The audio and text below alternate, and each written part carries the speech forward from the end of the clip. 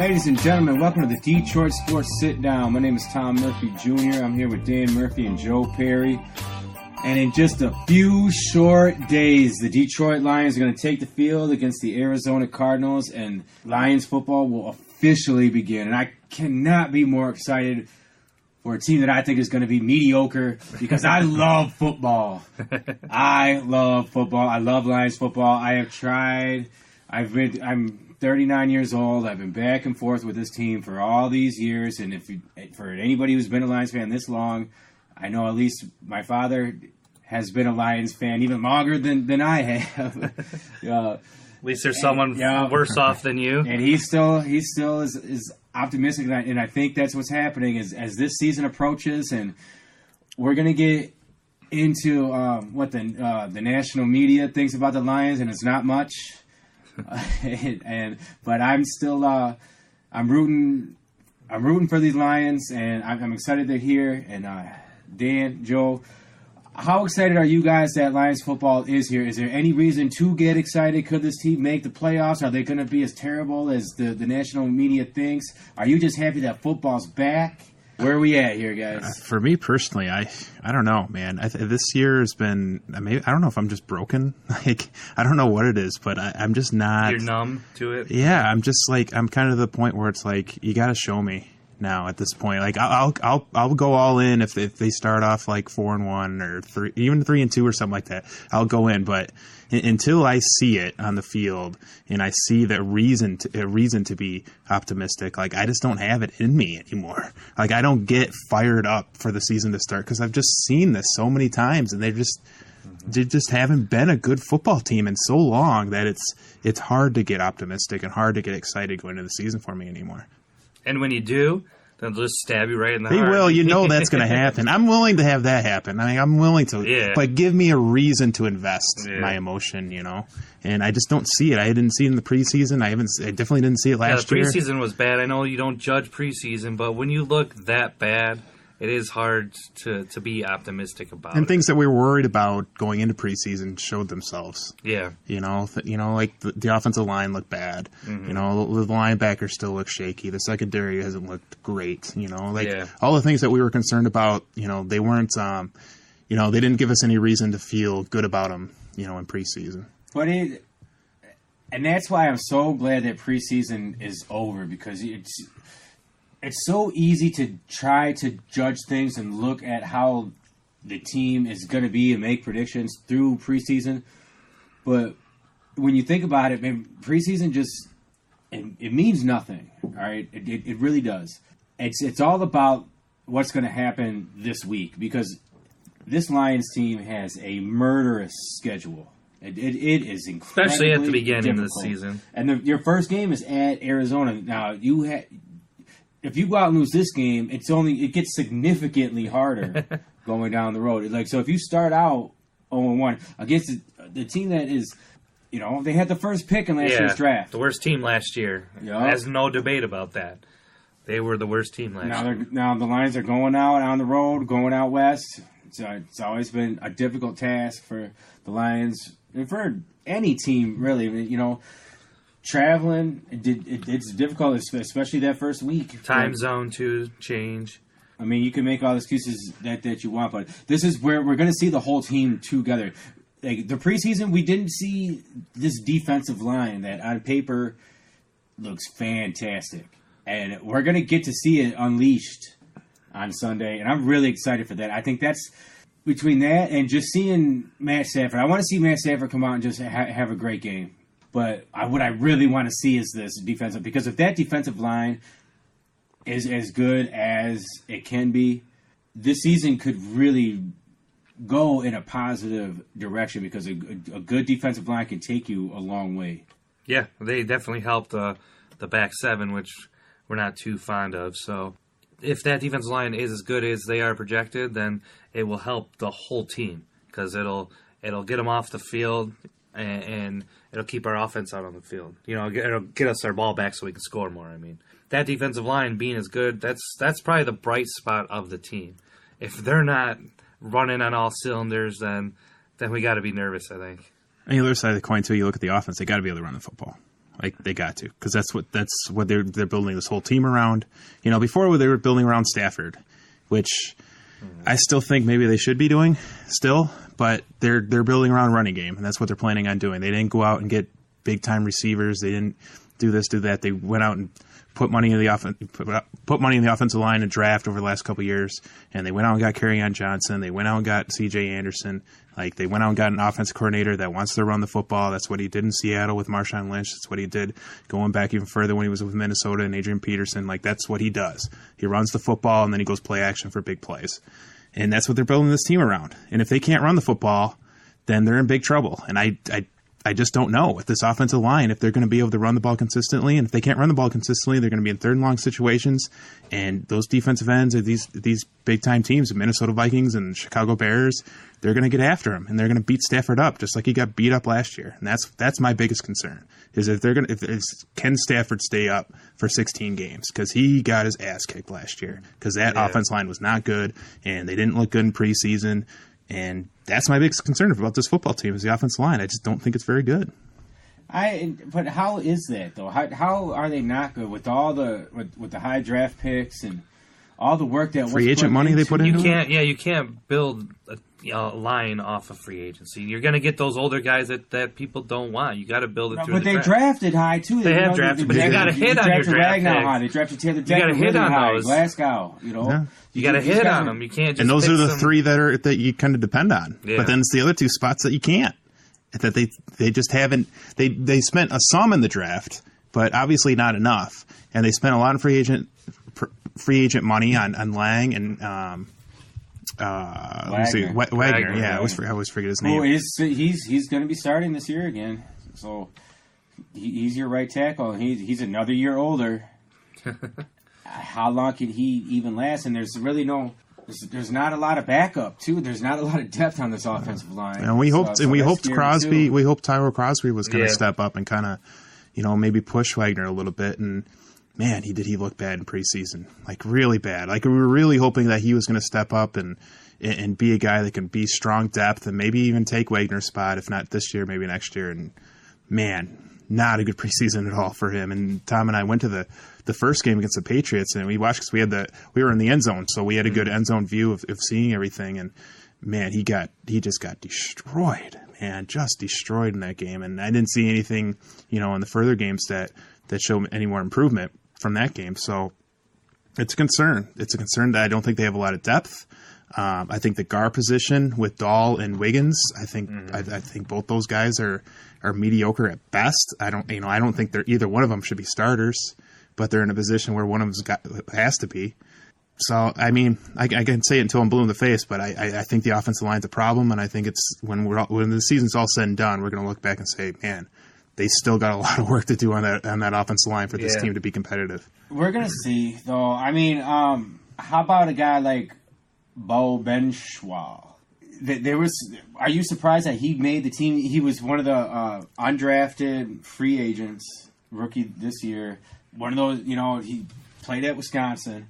I wondered if he's a guy that can step up and maybe could be like a diamond in the rough that Bob Quinn found and come and help this offensive line. Because they're right. If you look at this depth chart, it's like you said, it's rough.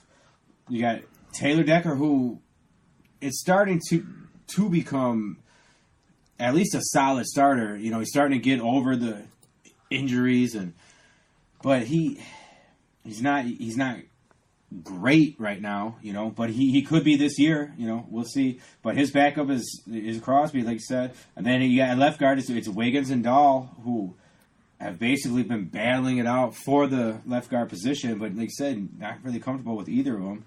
Now Ragnow at center, and then Graham Glasgow at the right guard. Ragnow, he got hurt with one of those ankles, so he's already starting off the season. Yeah, it's not good. Already banged up with an ankle, which, man, as an offensive lineman, it's so your ankles are so important. And you can't afford any of those three guys to get hurt. Yeah. The three guys that you're really depending on to dominate on the offensive line with Ragnow, Glasgow, and Decker. Like, you can't afford either of those guys to get hurt. And you're already starting off with an injury. And Terrell Crosby is the only backup at least according to the latest Lions depth chart, he's the backup for both Decker and Wagner.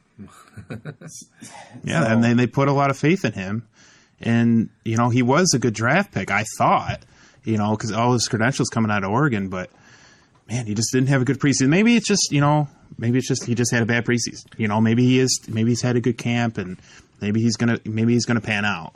Man, just watching him live, because I really focused on him because he was somebody I was excited about, and I was just so disappointed in his play. The offensive line, while there has been a lot of work put into it, if we come into the season with it being suspect, I'm going to hold out hope, because especially if they are focused on the running game, which is interesting to say the least, because like we do have a gunslinger in Stafford, but this is his 11th year now, you know, right? And maybe it is time to Stafford is not to say he needs to be a game manager, but is that what they're trying to make him, or are they setting up the pass via the run here? Like it's a run focused offense where they're trying to put Stafford in these 3rd and 4, 3rd and 5 situations where he's got the option of run or pass, and then he can make that decision going downfield with.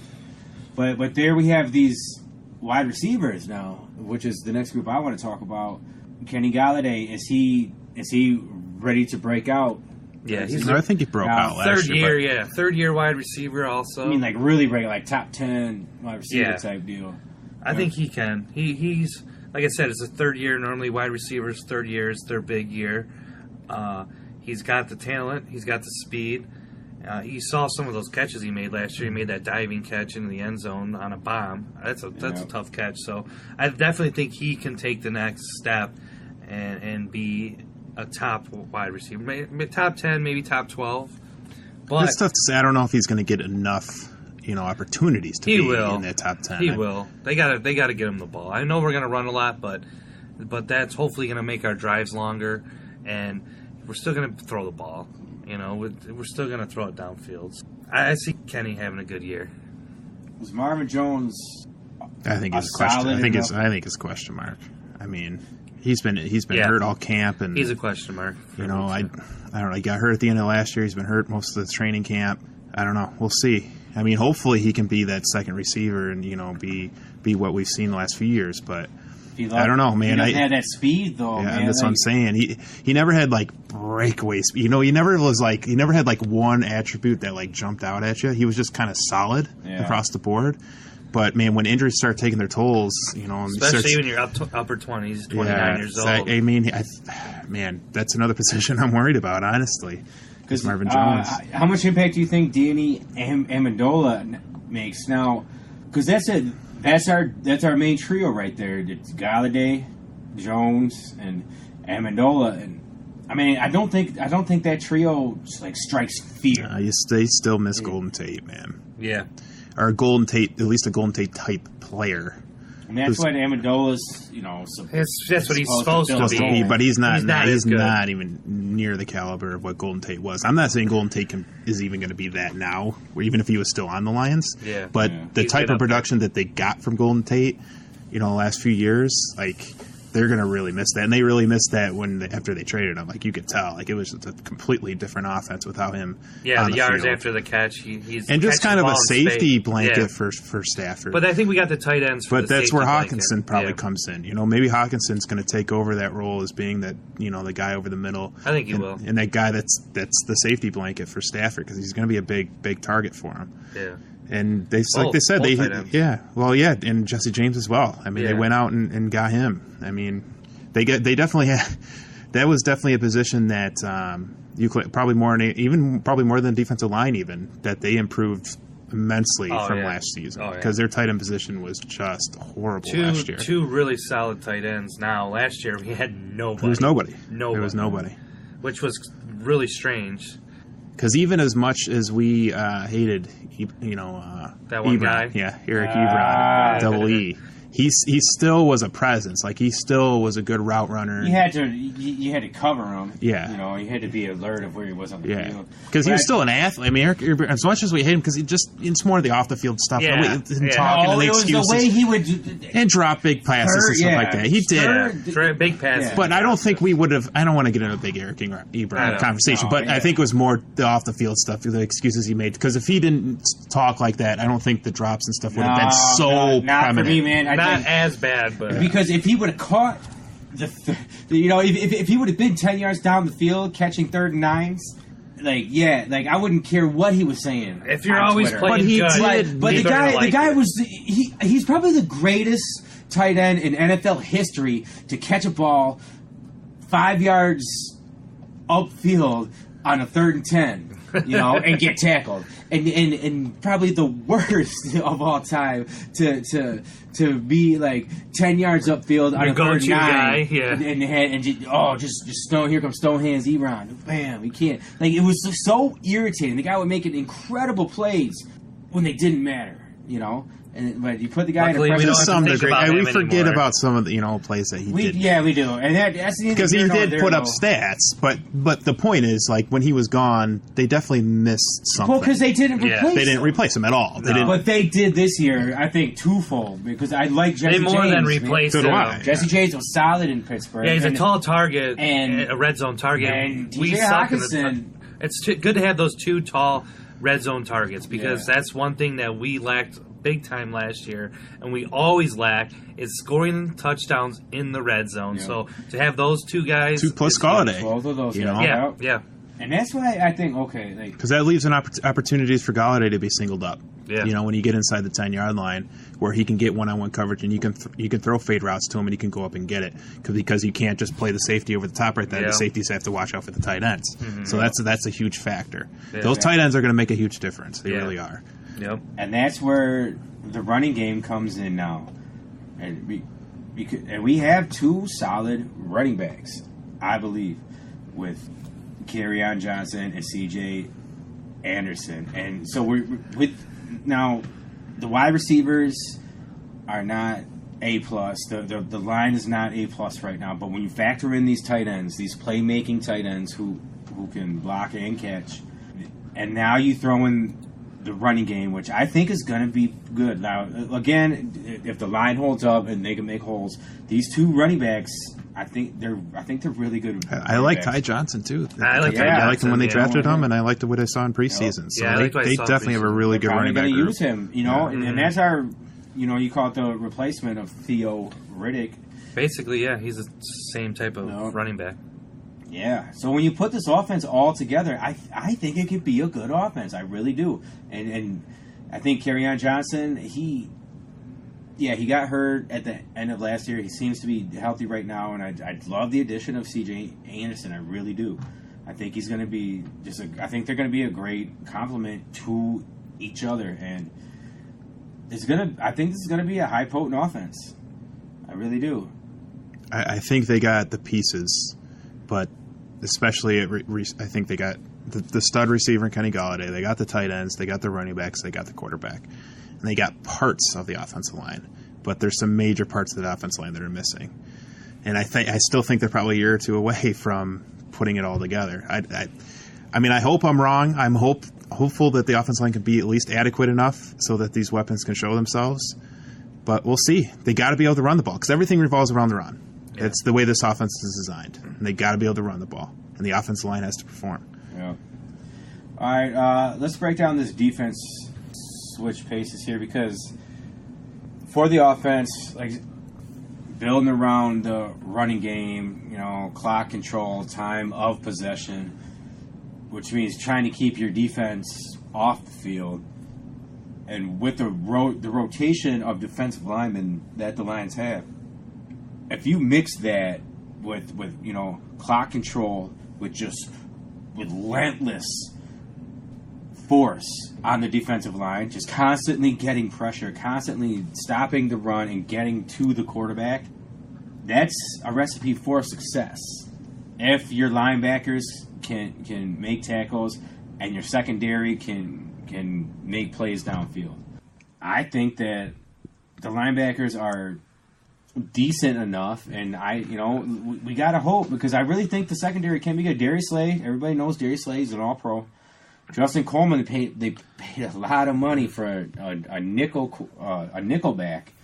He could line up on that slot guy. He could be the main cornerback opposite Second Darius corner, Slay. We're gonna see. I think there's gonna be a lot of movement around there, and then Quandre Diggs and Tracy Walker at the safety spots. Tracy Walker, he's got to really step up. It's his time now. Quandre Diggs has proven himself a solid pro, and Walker, it's his time, because it's so important for that secondary to be secure, because there's going to be a lot of quick passes, and so they got to be alert. But with Grover Quinn retiring too, it's a big shoes to fill. Yeah. That was kind of a leader of their defense, and him going, that's going to factor in. I mean, losing him is a big loss. But like you said, I'm a big fan of Tracy Walker too, but he's got to step up. Like he's the man back there now. Like it's his time now, and he's got to prove it game in and game out. Joe, how excited are you about this defense now? Jared Davis, he got hurt, but it doesn't look like anything super serious, but it is an ankle for a middle linebacker, somebody that, and especially with him with his closing speed. Yeah. How effective is he going to be, and how excited are you about Jelani Tavai, because a lot of hype around him. So even if Davis is just not the same, maybe Jelani steps up and he becomes that guy. Yeah, I really liked Tavai after watching him in the preseason. He really was a ball hawk. He got to the ball. They are different types of linebackers, so I think we do need them both. I don't think he can do the same things Jared Davis does. I think they kind of complement each other. So I would like to see them both out there together, but it does suck to get a high ankle sprain at the beginning of the year, because they kind of do linger. So to have that Jared Davis start with that, it stinks to see that, but what can you do? So he's just going to have to probably not practice as much throughout the week and baby it a little bit at the beginning of the season. I like those two guys for sure. I think kind of all the other ones are a little bit of question mark. We'll maybe see Killebrew. He had flashes here or there, but I don't know. I'm still a little nervous about the linebacker core in general. I just feel like we need another guy in there. Well, they drafted Tavai to be, a run stuffer. Yeah. And it looks like he can do that. Yeah, sure. He's got to be that. We'll see. Mm-hmm. That, like I said, it's the same thing about the offense. They got to be able to run the ball. It's the same thing on the defense side. They got to be able to stop the run, because if they can't stop the run, then that takes away, what's so great about the defensive line, that's be able to get after the quarterback. Because if they can force third and long situations with that defensive line, they're just going to terrorize quarterbacks. Mm-hmm. They are, because they're that talented and they're that good. But if their linebackers aren't good enough and they can't stop the run and they're constantly in 3rd and 1s and 3rd and 2s, then that kind of nullifies what the defensive line is capable of. Mm. And the same thing with the offensive line. I'm not confident in it, and I'm not confident in this linebacker core. I'm just not. Like I kind of said before, to start this whole thing, they got to show me. I got to see it. I got to see it in the regular season. I got to see if this Tavai kid can play. Mm-hmm. Can he be, consistent run stopper, play in and play out, game in and game out? Because they really reached to get this guy, because they think this guy's special, and nobody else thought that. Like, none of the scouts did. The Patriots did. They were supposedly. There's been a lot of reports that he's just playing really well. I liked him. I really liked how he's played in the preseason. He's looked solid. He's a ball hawk. He gets where he needs to go, and we'll see though. Yeah, thought that was the talk about Jared Davis too. No, we didn't see that though. All his speed and athleticism, and then we still haven't seen Jared Davis game in and game out, play in and play out, be consistent. Last year was a lot better. Last year he was a lot more solid. But when he first started, he was awful. Like, the difference between them when their Well, first he got preseason thrown game. into the fire though, too. You know, to be a rookie and just get thrown into the middle linebacker position. So that's what Tavai's getting. Yeah. It's the same thing. Same thing. Like, what's different? Well, nothing's different about it. I'm just saying, like, I don't want to just destroy the guy because he got done. So I wouldn't do the same I'm not thing destroying with. I mean, well, people did. You're like, oh, this guy's too. What a waste of a first round pick. And he showed, like Dan And I said, was he like, showed give the flashes guy last a year. chance, He you know, give showed him some time. flashes. He showed flashes last year. But the same thing's going to happen with Jelani Tavai if he has to step in and play that role as a rookie. That's on the Lions. Like, they're putting these guys in these positions. They got to perform. Yeah. Like, if they want to win football games, these guys have to perform because they're put in those positions. Yeah. So, regardless, you can't keep babying Jared Davis. I mean, he's going to be his third year. He was a high draft pick. Well, that's what it is. It's time for him this year. But, I mean, the injury's going to hurt, though. So we'll have to see how it shakes out. All NFL players know, and I heard one of the NFL players on the radio say this, when you go to training camp, at the beginning of training camp, you know that's the healthiest you're going to be the entire season. Oh, yeah. So you got to play through injuries. Doesn't matter what position you play in, you have to play through injuries.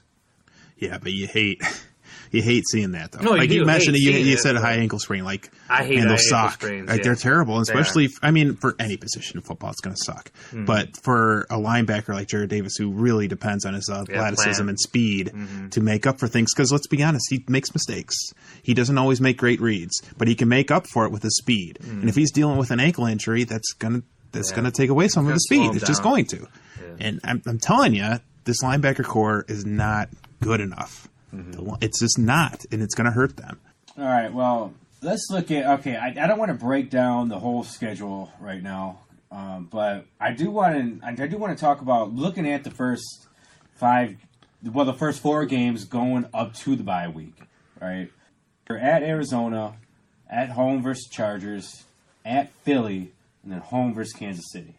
How important is going out to Arizona and winning that game because of how difficult the next 3 games It's as are important. going to be? It's as important. We had the same conversation last year when they went into the Jets game. We said we all said it, like, this is kind of stupid to say, but this is a must win, and they got murdered, and that was what their By a season rookie was. quarterback. Their season ended up being terrible, right? And I think we're going into this. Season ended up being not that great. The Jets did not, they didn't. Yeah. And I think we're going into the same situation They had with a this low Arizona pick for a game. reason. And they had, second or third pick that year, or maybe fourth. But, they were one of the worst teams. And they came out with a rookie quarterback and blew us out. Yeah. And that was at home. And Yeah, this at is, home, and we yep. talked about it already, but it's on the road, going West Coast, they never really play well in Arizona, all that jazz. But still, it's a very young head coach, first year quarterback, first game. Like, that defensive line, and Patricia's supposed to be a genius. Like, we got to see it. Like, all that's got to come to fruition. Like, they cannot lose that first game. If they lose that first game, it all goes to hell. Yeah, because Chargers, their schedule Eagles, after and that, Chiefs. so tough. Chargers Chargers dealing with their own problems. 3 top 5 teams. You think the Chargers are a top 5 Yes, team? I think those I heard an interesting about about the Chargers without Gordon? with Maybe Melvin Gordon. top I heard 7. an interesting stat driving over here. The Chargers were 4-0 without Melvin Gordon last year. Isn't that crazy? Yeah. Well, they have a good offensive line. They have a good team. So, well, yeah. They have a good team. Great Exactly. defense, a leader at quarterback. So I feel like those Superstar are wide 3 of the receiver. top 5 teams in the league that we're facing. At week 2, 3, and 4. Yeah. The Maybe Eagles. top 7. The Eagles. I think there's a lot of questions around them. Like, Foles has led them the last couple of years in the playoffs, and Carson Wentz is a great quarterback, but man, is he going to be consistent? Is he going to be healthy? I mean, all those things. Like, are they going to be the same team that they've been the last few years? I don't know. I think they're going to be a man. solid They're just- team. they're- I really do. It's Philly, man. They're just good. They're always solid. They have a just solid defense always. Yeah, and they play really hard. It's hard to win in Philly. I love Wentz. I love how he throws the ball. He reminds me of Rodgers, how he throws the ball, just that quick release. Yeah. And, he has got injured the last couple of years. One was diving into an end zone, which I'm sure he's probably not going to do too often anymore. And then I can't remember the last year's injury, but, I remember Stafford his first couple of years, he got injured when he came. That, yeah. So, He's going to be fine. He's so he's a good quarterback. Yeah. The only thing that I question is running back with getting Howard, but they got a young guy that could step up. So, all right, man. Well, we we could keep Chiefs after that. Just so hard. Yeah. God, the schedule is so hard. And they get the bye, then they have to go Monday night to the Packers, and then home. And, all right, so like I said, ESPN. They think they did the simulation with 0-10. I don't see 0-10. What if, man? What if it's that bad? Is it just? If it's that bad, man, it's almost time to give up.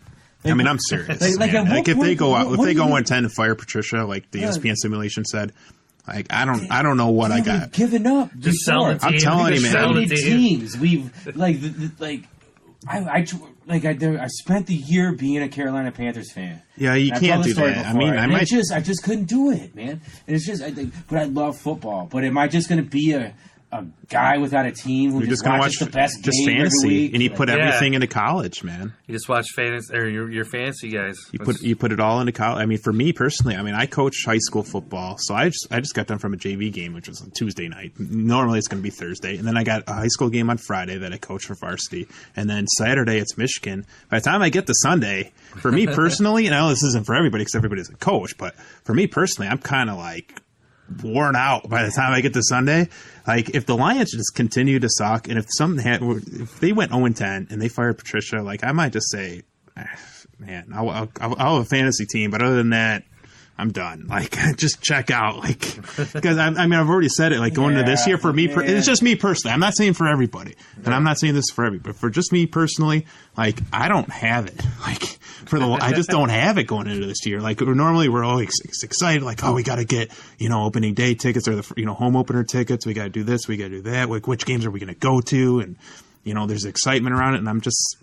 I personally just don't have it. I'm broken. I would love to see Dan's, from the first time we did his show, 3 years ago, about getting ready for the season to today. We got to go back and listen to that because he's probably a lot more pumped up. Yeah, I think back a few years ago. And I've said this about the Tigers when they were good and the Lions sucked. There's something you put in emotional investment into it, and eventually you got to get some return. Mm-hmm. And the Lions just don't give you anything. They don't give you any return on your investment. Very rarely. Not much. I was at the game when it was Christmas Eve. It was a Saturday night national television game. They were at home against the Chargers, and if they win the game, they go to the playoffs. They won the game. It was awesome. There's been a few of those. Yeah, a few of those. They win, they get the wild card and go on the road. Yeah. It's never when's the last time they won a game to win the division? You remember the last time they won a game to win the division? 1993. Yeah. I was 6 years old. Yeah. That's the last. You know how many times think of all the times they've had these games. Even with Green Bay over the last 6-7 years. We're it's the last game of the season. Yep. They're playing Green Bay. If they win it, they win the division. Yeah. Aaron Rodgers always beats them. Always. They never can win a division. And that's what they won't get return on your investment. Eventually you will, though. Eventually we will. How many times are we going to say that? How long are we going to say that? But I just don't. I've come to the point where I don't get super emotionally invested. I'm not chucking the remote at the TV no more. I'm not more keyword. I can go on about my day on Sunday, as if nothing happened after a crushing loss. You're not sitting there crying in the I corner. guess that's where I'm at. But I guess I just don't have it as much going into the season. But they can get me. I'm not going to say they're not going to be able to get me. You're saying it's just I can get hooked easily. Is that just the Lions, or because pro? I think it's a pro football thing. I think it's a pro football thing. I am still, man, every week there's going to be those games. There's going to be those good games that you're going to watch. And as the season goes, those matchups and those things you want to watch, I'm going to be invested in the NFL for sure. It's not just between gambling on games and fantasy football and your pick'ems and stuff like that and whatever. But just watching football, it's going to be watching Thursday night and then the high school games on Friday night, college on Saturday, NFL on Sunday and Monday. That's not going to change. Like, nothing about that is going to change. The passion for the Lions, what I'm finding as I get older in life here, and I've been through all of it with the Lions, except for the glory, is that it may never change. Like, I may just be destined to root for a football team that is always going to rip my heart out, no matter what. You know, I'll get some of these moments, like being at the Lions-Packers game. It was Caldwell's last game. You know, both teams were out of the playoffs. Nothing really mattered. You knew Caldwell was going to. They had that sweet play though. They had that sweet play where they finally pulled it out. I think it was Tate threw it to Stafford. He caught it. Stafford chucked the ball into the second deck, and then Caldwell throws the challenge flag, and the place went nuts because he finally threw the but I mean. flag. But yeah, it meant nothing. It meant nothing, but it was still fun because I love football and the Lions were winning. Like in the scheme of things, it meant nothing. But being there, it was just fun. Like, it was fun because I love football. I love the Lions, and seeing them win a game against the hated Packers, it meant something to me, you know. And my girlfriend Courtney, we were both there. We just had so much fun that day. Like, the Lions had fun. Like, everybody in there just had fun. But winning is fun. But it meant... Winning is fun. They had fun because the game didn't mean shit. And that's the line. That's been the Lions. That's been the Lions. When there's something on the line, they crap themselves. Every time. And they could be playing great all the way to the very bitter end. And why is it, give up some crazy play to lose. It's so easy for you to say it's the Lions, because it is the Lions. But it's amazing how many people have been through the Lions filtration system, you know? Like people that have been used to winning all the time. You know? Like Golden Tate won a Super Bowl, and he had a lot of great times here, but man... You know, the one play, he was just half an inch short. It looked like he was in. Probably should have been a touchdown, but it wasn't. And Lions' hearts gets broken, and Golden Tate gets lionized. You know, what is it about the Lions and this culture and this stigma of even the Detroit Lions, where it doesn't matter who's on the field, like even the greatest of all time, because they never build a good enough team. We just broke it all down, right? Like, they got some nice pieces. All over the field, they got some nice pieces, but they don't have a great team. Why not? Like, and they never build a great team. Why? And who is they? Like, what is the Detroit Lions? You just go back through the years. It's just years and years and years of different people, different faces, but the same results.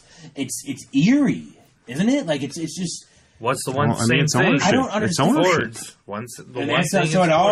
That's what it is. It all comes back to him, right? Like, but William Clay Ford isn't even with us anymore. So now it's Martha. Like, it's her. Do we blame everything on Martha right now?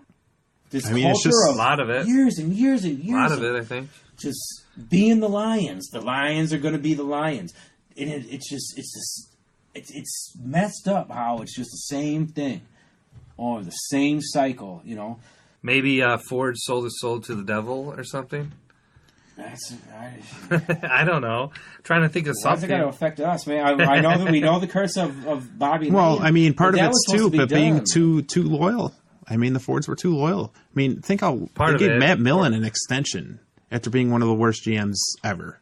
You know, like, they're just, you know, they stuck with Wayne Fontes probably way longer than they should have. You know, like all those things. Like Wayne Fontes, I mean, say what you want about him, but they would have a great year, they'd come back, have a bad year. Have a great year, have a bad year. Yeah. Like, with that much talent that they had, they should have been so much better, won so much more playoff games, been involved in championship level games, and they weren't. Yeah. Like, with one of the greatest running backs of all time and one of the greatest receivers of all time, Herman Moore. But you guys, listen, you know how I know that you guys aren't completely checked out with the Lions?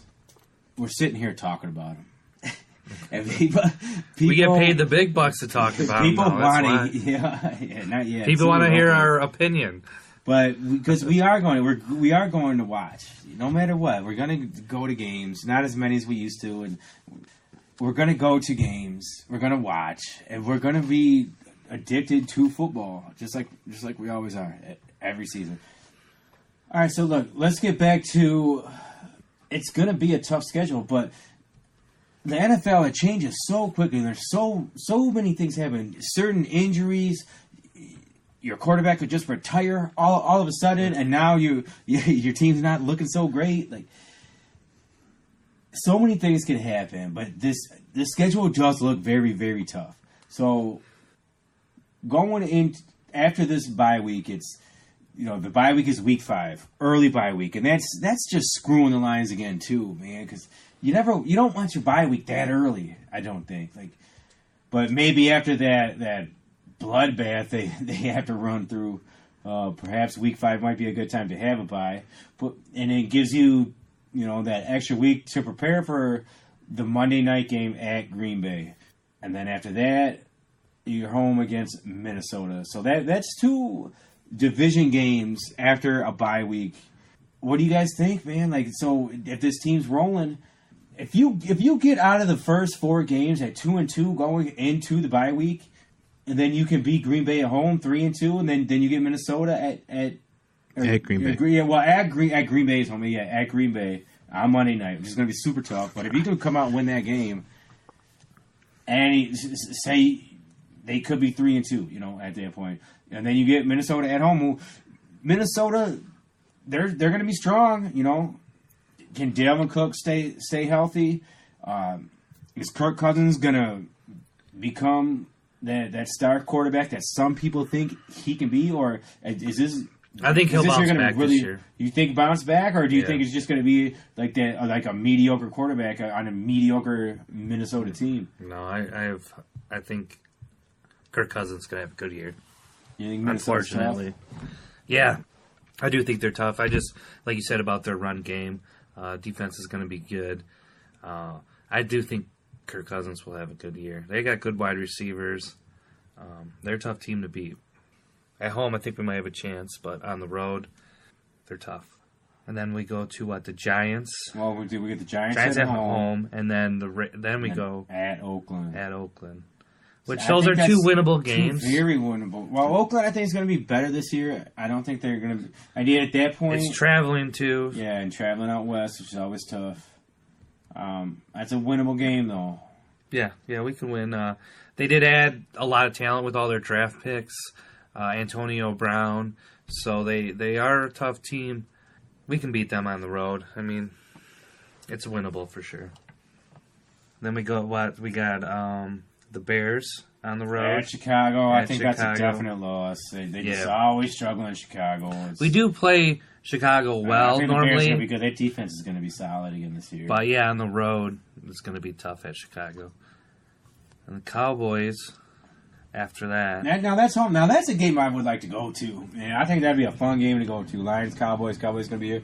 Now, Zeke, Dan, they say there's no timetable for Zeke to start. It's like he could sign his contract on Saturday and he's going to start on Sunday.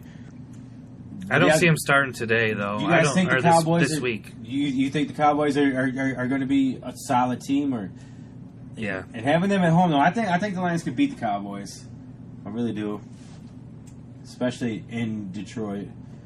At Washington, the Washington Redskins, that's another team on the fringe. Always, they could be good, might not. They're probably just another mediocre team. I think the Lions could go in there and beat them. Yeah, they have a chance to beat the Redskins. They might put in their quarterback by that point, so might be facing someone who's still a rookie, which we have lost to last year. Yeah. But it's always good to face a rookie quarterback, and it might be, it might be one of his first games. Very possible. Then the Thanksgiving game at home versus the Bears. If the Lions are even remotely in it, if they're hovering around 500, this could be a really, really exciting football game in Detroit. Thanksgiving. Such a special game against the Bears. It's going to be a great matchup. And if the line, this is the one I really hope it's not that bad. Where with ESPN predicting 0-10, it just being dreadful. This game's just going to be an embarrassment. Nobody's going to be excited about it. It's just going to be on the TV in the background on Thanksgiving. But if the Lions can be in the mix. This is one that it's going to be really, really looked forward to. Yeah, they always have a chance on Thanksgiving for sure. And then it's at Minnesota, and that's going to be tough as hell, man. Late in the season, things will be on the line, as far as the division is going. At least for Minnesota. Yeah. Hopefully us.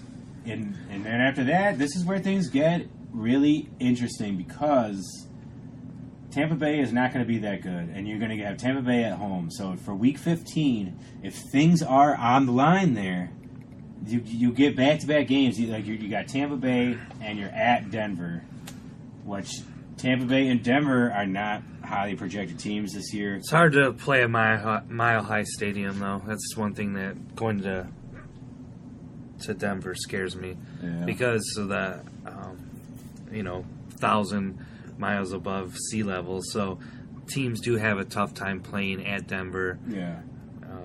So I don't think that's going to be as easy as a win. I think it's a game, though, that we can win. Especially if they're like Denver is just not in it, because that division that they're in, obviously the AFC West is just on fire. Mm-hmm. With Kansas City, San Diego, whoever the hell they are now, the Chargers. They're still San Diego, right? Or no, they are LA. That's right. I was getting them confused with Oakland, who's moving who's moving to next Las year. Vegas, Next year, yeah. But yeah, the LA Chargers. But yeah, with and then with Oakland, who is on the fringe, man, that team could go either way this year. So that's gonna be so Denver could be way out of it and just tanking for Tua at that point. So that could be two games that are in the Lions' favor, and then Week 17 at home versus the Packers.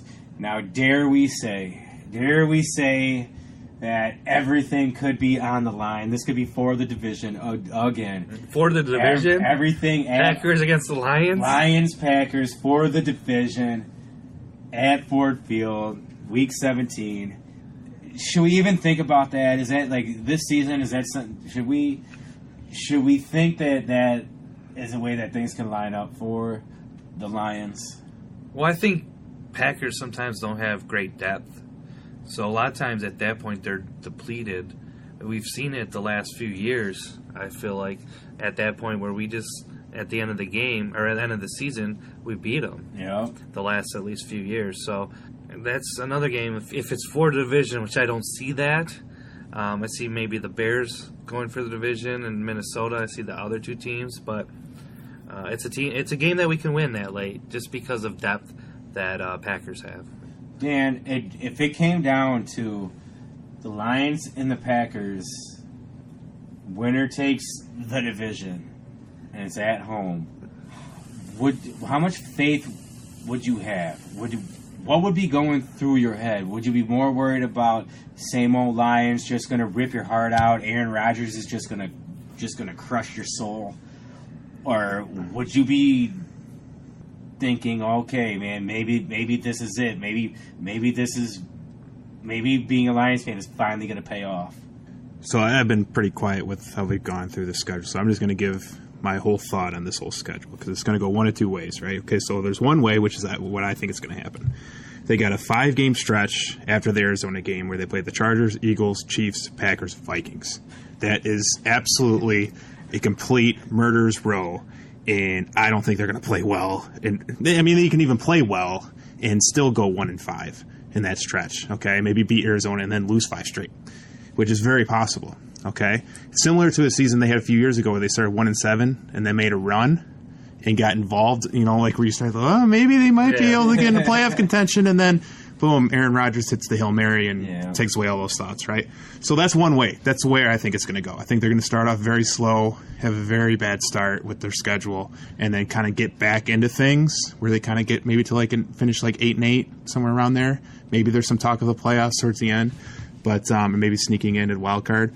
But that's kind of how I see the season going. Or maybe they sneak a couple of these games early on, and then we get down to the later stretch in the schedule where they got Tampa Bay and Denver, which I think are very winnable games at the end of the year. Redskins, and then Redskins too, and they got the Bears at home, whatever. But especially those last 3, they got the Buccaneers, Broncos, and then Packers at home.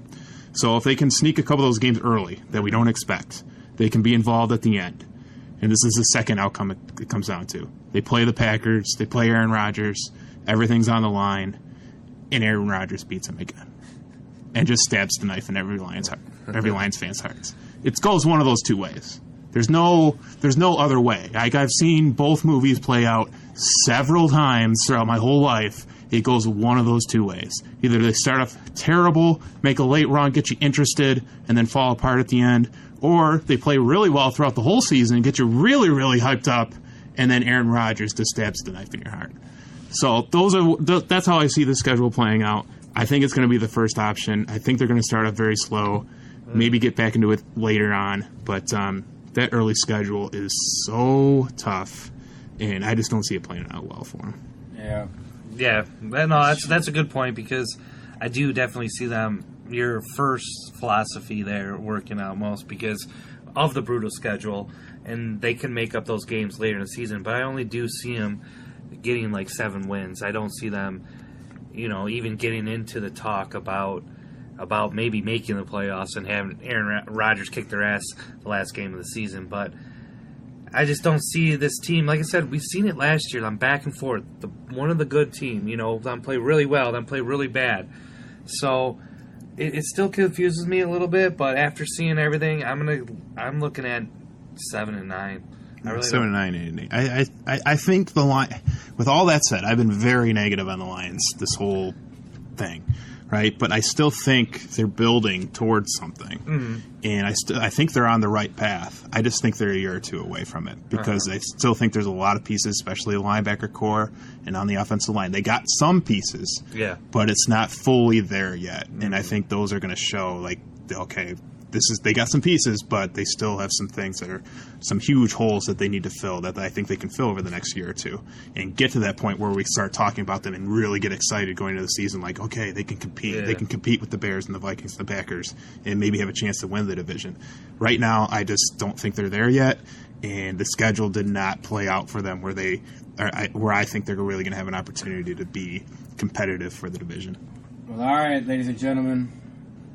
We have broken down this team, and it's all about to happen, man. Sunday starts Sunday, and I must win. I am really a must game win. One must win. You have got just don't get embarrassed. Just don't suck, man. That's all I ask of these Lions. Just win, no matter how you win. Like, let's just be good. Win. Let's just be good. Let's have a good season. Can we just keep things interesting? That's all I want, man. I just don't want to get murdered. I don't want to root for a team that just gets murdered and just looks stupid all every week. And play meaningful games in December. Oh man, just keep it interesting. Play and passion football. Make plays. Make plays. Win games, man. Because what if they could come out of here? What if they play a classic at home against the Chiefs and win in overtime? And I'm going to take that Kool-Aid away from you, Tom. Just win the first game. Just win the first. Let's focus on that. Win the first game. Start with that. Yeah. Beat a rookie coach and a rookie quarterback. Just start with that. Unlike last year. Yeah. But all right, ladies and gentlemen, we're going to wrap this up. It's great talking football with you guys. Lions football. It's here. It's here, man. It's September. Opening weekend. Oh, man. We get to see on Thursday the Bears and Packers. That's going to be a good game. We'll get to watch both those teams that are going to probably be really tough. This NFC North is going to be a tough division, man. And everybody thinks the Lions are going to be the worst team in it. So hopefully the Lions can prove them wrong. Shock the world. Yep, shock them.